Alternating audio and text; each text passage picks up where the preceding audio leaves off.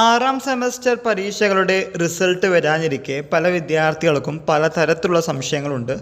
ആ സംശയങ്ങൾക്കുള്ള മറുപടിയുമായിട്ടാണ് നമ്മൾ ഇന്നത്തെ വീഡിയോയിൽ വന്നിരിക്കുന്നത്. എല്ലാ പ്രോഗ്രാമുകളുടെയും റിസൾട്ട് ഒറ്റ ദിവസം തന്നെ സാധാരണഗതിയിൽ കാലിക്കറ്റ് യൂണിവേഴ്സിറ്റി പ്രസിദ്ധീകരിക്കാറില്ല. ചിലപ്പോൾ BCom, BSc, BBA തുടങ്ങിയ ചില പ്രോഗ്രാമുകളുടെ മാത്രം ആദ്യം വരും. അതിനുശേഷമായിരിക്കും മറ്റുള്ള പ്രോഗ്രാമുകളുടെ റിസൾട്ട് വരിക. എന്നാൽ 1 മുതൽ 5 വരെയുള്ള സെമസ്റ്റർ പരീക്ഷകൾ റിസൾട്ട് വന്ന പോലെ അത്ര ലാഗ് ആവില്ല. 2-3 ദിവസത്തിനുള്ളിൽ തന്നെ ബാക്കിയുള്ള പ്രോഗ്രാമുകളുടെയും റിസൾട്ടുകൾ പെട്ടെന്ന് തന്നെ വരുന്നതാണ്. കണ്ടോണേഷൻ ഫീസ് അടച്ചവരുടെ റിസൾട്ട്, ദെൻ മാൽ പ്രാക്ടീസ് അഥവാ കോപ്പി അടിച്ചവരുടെ റിസൾട്ട്, ഇവയൊക്കെ എന്ന് വരുമെന്ന് ചോദിക്കുകയാണെങ്കിൽ ഓഫ് കോഴ്സ് ഇവർക്കുള്ള ഹിയറിംഗ് മെയിൽ വഴി കാലിക്കറ്റ് യൂണിവേഴ്സിറ്റി അറിയിക്കുന്നുണ്ടായിരിക്കും. അതിനനുസരിച്ച് കാര്യങ്ങൾ മുന്നോട്ട് പോയിട്ടുണ്ടെങ്കിൽ റിസൾട്ട് വരുന്ന ദിവസം തന്നെ ചിലപ്പോൾ വരാം. പക്ഷേ മുൻകാല ചരിത്രം എടുത്തു നോക്കുകയാണെങ്കിൽ പലരുടെയും വരാറില്ല. വിത്ത് ഹെൽഡ് എന്ന പോസ്റ്റ് മാത്രമേ കാണിക്കുള്ളൂ. കുറച്ചധികം സമയം കാത്തിരിക്കേണ്ടതായിട്ട് വരും.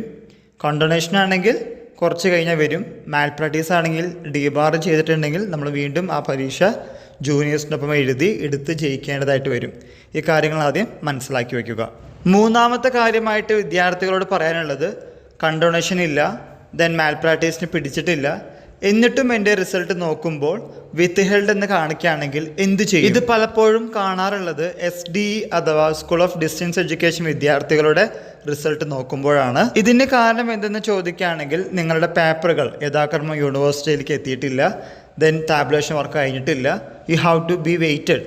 കുറച്ച് സമയം കൂടി നിങ്ങൾ വെയിറ്റ് ചെയ്യണമെന്ന് തന്നെയാണ് അതിൽ നിന്ന് മനസ്സിലാക്കുന്നത്.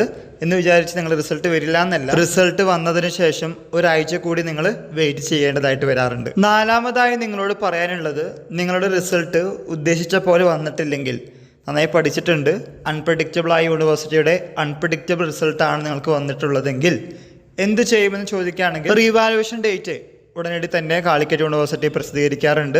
താല്പര്യമുണ്ടെങ്കിൽ നിങ്ങൾക്ക് റീവാലുവേഷന് കൊടുക്കാം. റീവാലുവേഷൻ എന്ന് കേൾക്കുമ്പോൾ തന്നെ പലതരത്തിലുള്ള മനോഭാവം നമുക്കുണ്ടാവാം. കൊടുക്കണോ വേണ്ടയോ, വെറുതെ പൈസ കളയണോ, മുമ്പ് കൊടുത്തിട്ട് നോ ചേഞ്ച് ആണല്ലോ, സ്റ്റാറ്റസ് മാറിയിട്ടില്ലല്ലോ, പിന്നെ എന്തിനാണ് കൊടുക്കുന്നതെന്ന്. ഞാൻ വീണ്ടും ആവർത്തിക്കുന്നു, ഇത് നിങ്ങളുടെ വ്യക്തിപരമായിട്ടുള്ള കാര്യങ്ങളാണ്, വ്യക്തിപരമായിട്ടുള്ള രീതികളാണ്. നിങ്ങൾക്ക് താല്പര്യമുണ്ടെങ്കിൽ, കൊടുത്തു കഴിഞ്ഞാൽ മാറുമെന്ന് വിശ്വാസമുണ്ടെങ്കിൽ കൊടുക്കുന്നത് നല്ലത് തന്നെയാണ്. സാധാരണഗതിയിൽ 1 മാസമൊക്കെ എടുക്കുന്ന റീവാലുവേഷൻ റിസൾട്ട്സ് 6th സെമസ്റ്റർ ആകുമ്പോൾ കുറച്ചുകൂടി നേരത്തെ, മോസ്റ്റ് പ്രോബബ്ലി 2 or 3 വീക്സിനുള്ളിൽ തന്നെ റിസൾട്ട് കാലിക്കറ്റ് യൂണിവേഴ്സിറ്റി പബ്ലിഷ് ചെയ്യാറുണ്ട്. താല്പര്യമുണ്ടെങ്കിൽ ആ വഴിക്ക് മുന്നോട്ട് പോവാം. ആറാമതായി നിങ്ങളോട് പറയാനുള്ളത്, റിസൾട്ട് വന്ന പിറ്റേ ദിവസം തന്നെ നിങ്ങൾക്ക് ഒറിജിനൽ സർട്ടിഫിക്കറ്റിന് അപ്ലൈ ചെയ്യാൻ സാധിക്കുകയില്ല. നിങ്ങൾ 1 മാസം കൂടി വെയിറ്റ് ചെയ്യേണ്ടതായിട്ട് വരും.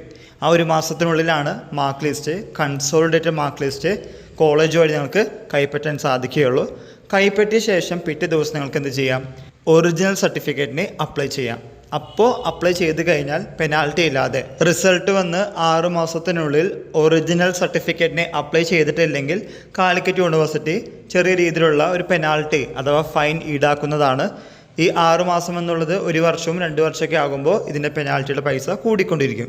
അത് ഒഴിവാക്കണമെങ്കിൽ നിങ്ങളുടെ കയ്യിൽ മാർക്ക് ലിസ്റ്റും കൺസോളിഡേറ്റഡ് ഗ്രേഡ് കാർഡും കിട്ടിയതിന് ശേഷം അപ്ലൈ ചെയ്യുക. അടുത്ത കാര്യം നിങ്ങളോട് പറയാനുള്ളത്, 6ാം സെമസ്റ്റർ പരീക്ഷകളുടെ റിസൾട്ട് വന്നതിന് ശേഷമേ 4ാം സെമസ്റ്റർ പരീക്ഷകൾ സ്റ്റാർട്ട് ചെയ്യുള്ളൂ. ഇതിനിടയിൽ നിങ്ങൾ സ്റ്റുഡൻറ്റ് പോർട്ടൽ വഴി നിങ്ങളുടെ മുൻ സെമസ്റ്റർ പരീക്ഷകളുടെ റിസൾട്ട് റീചെക്ക് ചെയ്യണം. ഇതിൽ തന്നെ ചിലപ്പോൾ 1-2 സെമസ്റ്റർ പരീക്ഷ തോറ്റിട്ടുണ്ടെങ്കിൽ, പ്രത്യേകിച്ച് 4ാം സെമസ്റ്റർ പരീക്ഷയിൽ തോറ്റ വിദ്യാർത്ഥിയുടെ റിസൾട്ട് വീണ്ടും സ്റ്റുഡൻറ്റ് പോർട്ടൽ വഴി ചെക്ക് ചെയ്യുമ്പോൾ ചിലപ്പോൾ ജയിക്കാനുള്ള ചില സാങ്കേതിക കാരണങ്ങളൊക്കെ ഉണ്ടാവാറുണ്ട്. ജനറൽ മോഡറേഷൻ വഴി ജയിക്കാറുണ്ട്. അതുകൊണ്ടാണ് വീണ്ടും ആവർത്തിക്കുന്നത്, സ്റ്റുഡൻറ്റ് പോർട്ടൽ റീചെക്ക് ചെയ്യുക, പ്രത്യേകിച്ച് റിസൾട്ടുകൾ. ജയിച്ചിട്ടുണ്ടെങ്കിൽ 4ാം സെമസ്റ്റർ പരീക്ഷകൾ എഴുതേണ്ടതിൻ്റെ ആവശ്യം വരുന്നില്ല.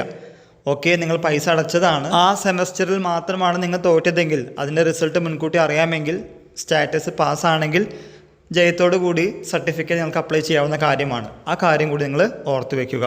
എല്ലാവരുടെയും റിസൾട്ടുകൾ മാറി എന്നല്ല ഉദ്ദേശിക്കുന്നത്.